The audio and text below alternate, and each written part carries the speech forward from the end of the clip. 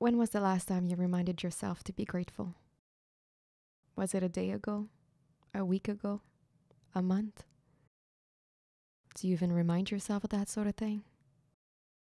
With each minute of your day passing by, what kind of thoughts do you entertain in your head? Where's your focus? Outward or inward? I'm grateful for my friends and family. I'm grateful for quiet days like I'm grateful for busy days. I'm grateful when the sky is blue and even when it's a little gray too. I meditate to raise the vibrations of the universe. I try to stay mindful to raise my own vibrations. Take a minute now and pause this video if you need to remind yourself how lucky you are to be here. Bask in this meditative feeling of gratitude and listen to the sounds around you. Allow yourself to be human, even if it's just for a brief instant. Meditate in silence if you can. Okay, let's face it, that last part is easier said than done. This is why we shouldn't deny the possibility of finding this meditative state in other activities like painting, yoga, and obviously cooking. Today we're going to talk about pasta making, tortellinis to be more exact, because there's just something therapeutic about it that makes it one of my favorite things to do. I can easily spend an afternoon shaping pasta and zoning out. Plus, let's be honest here, it's delicious. So that's what we're making today. Ricotta, pecorino, and spinach tortellini with a roasted bell pepper sauce for all those days where we need a delicious meal and a little peace and quiet to reconnect with ourselves and enter that zone. For all those days we're seeking answer for questions we didn't know we had. I hope you get to try this recipe, and I hope you're able to quiet your mind for long enough to hear the answers the universe has for you. Are you ready for this? Let's start. Once you got your filling figured out as you were able to see it in the intro, time to make the pasta dough. This is a basic recipe that I use pretty much every time I'm making pasta, so feel free to reuse these measurements all you want. As usual, you'll find the measurements for the recipes in the description box down below. Together we'll mix a fine-grained durum semolina with some all-purpose flour and add a pinch of salt. Make a little well in the center. Drop the egg yolk and a little bit of water. Since not all flours are created equally, I suggest you keep adding a spoonful of liquid at a time until the dough comes together without being too sticky. Once that's done, transfer the dough onto the counter and knead it until it becomes smooth. This step will take you at least 5 to 6 minutes. Then allow it to rest covered for at least 30 minutes. Now I can't stress this enough, but get yourself a pasta machine to make this process as easy as possible.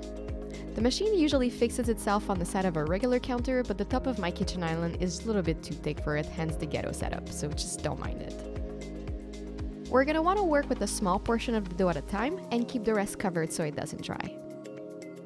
With the rolling pin, roll the dough flat to make it easier to go through the machine. On the side of your pasta machine, you'll notice a knob with numbers that you can pull and twist around.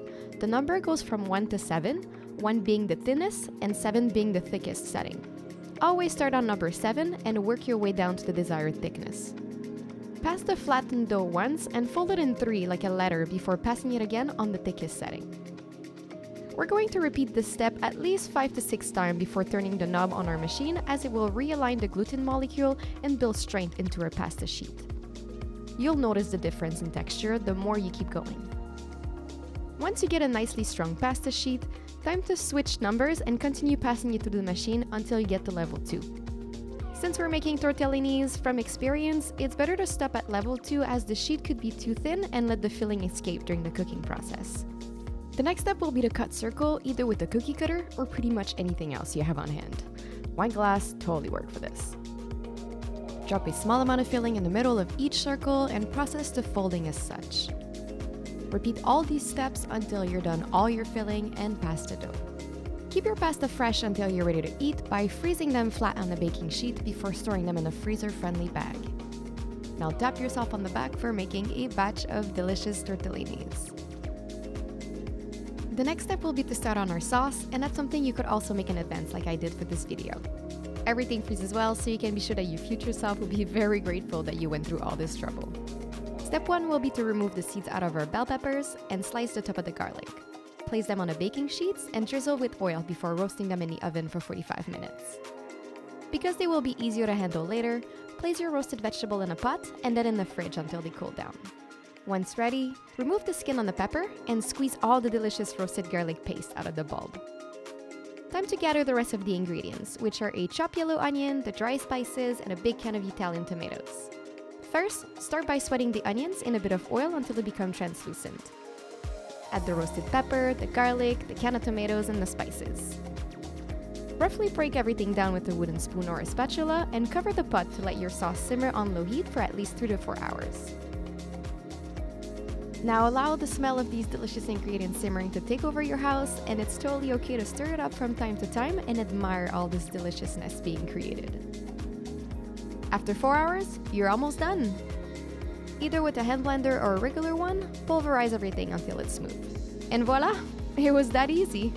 Now you have roasted bell pepper sauce for your upcoming meal, and trust me, you're gonna like it. The rest is pretty much self-explanatory. Boil the tortellinis until they rise to the top, and use a bit of that starchy pasta water to stretch the sauce. Serve with some finely chopped basil and a bit of ground peppercorn. And voila! Once again, bon appétit! I hope you enjoyed today's episode. Don't forget to like, subscribe, and hit that notification bell, and I'm going to catch you in my next one. Bye!